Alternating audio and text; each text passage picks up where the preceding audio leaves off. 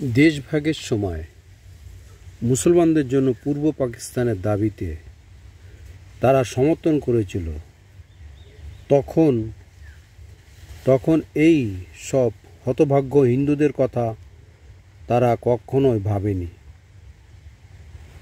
কি বলছে বুঝলেন তো? হিন্দুগুলো দেখ কত বড় বোকামি করেছিস, দেখে নে। দেশভাগের সময় মুসলমানদের সমর্থন করেছিলে তোরা, তাই আজকে পূর্ব পাকিস্তান হলো। ভালোবেসে মুসলমানের হাতে দেশটা তুলে দিয়েছিস। দেখে নে হিন্দুরা, দেখেছিস? এ আমার কথা নয়, দেখে নে নেতা, দেখ কুকীর্তির ফল আমাদের দুর্ভাগ্য। দেখে নে, এই যে দেখেছিস, দেখে নে ভালো করে দেখে নে।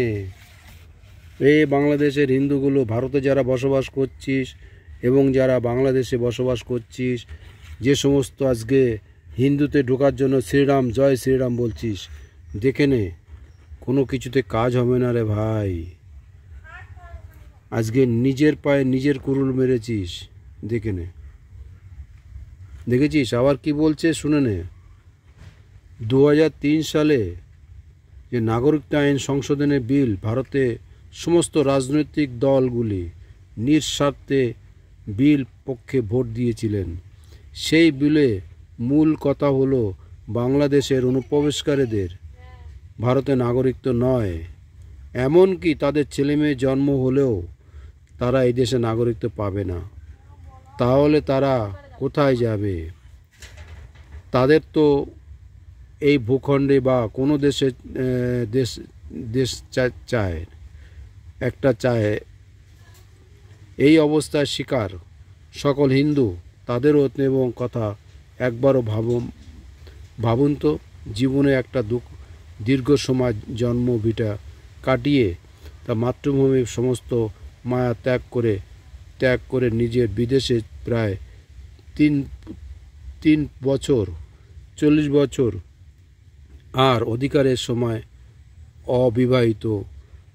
বিবাহিত করা পর আজ আবার ত্যাগ করা গ্রহণ শুরু। বাকি জীবনটা তারা কোথায়?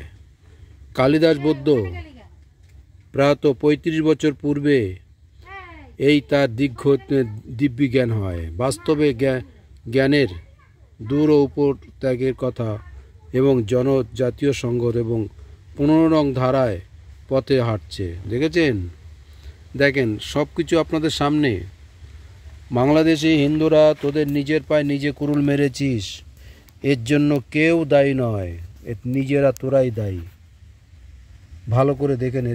এই পেপারটা হচ্ছে রেজিস্ট্রেশন অনুমোদিত, বাংলাদেশের অনুমোদিত পত্রিকা। দেখে নে, তোরা চ্যালেঞ্জ করতে পারিস, ভালোই কেটে পড়, বাঁচতে পারবি না। আর ভারতে এসে বিভিন্ন অসামাজিক কাজ করার শখ মিটে যাবে রে। যখন স্বাধীন হলো তখন তোরা এলি না কেন? কি ভাবছিলি? ও দেশও খাবো এ দেশও খাবো, 2 দেশে পা চাটবো?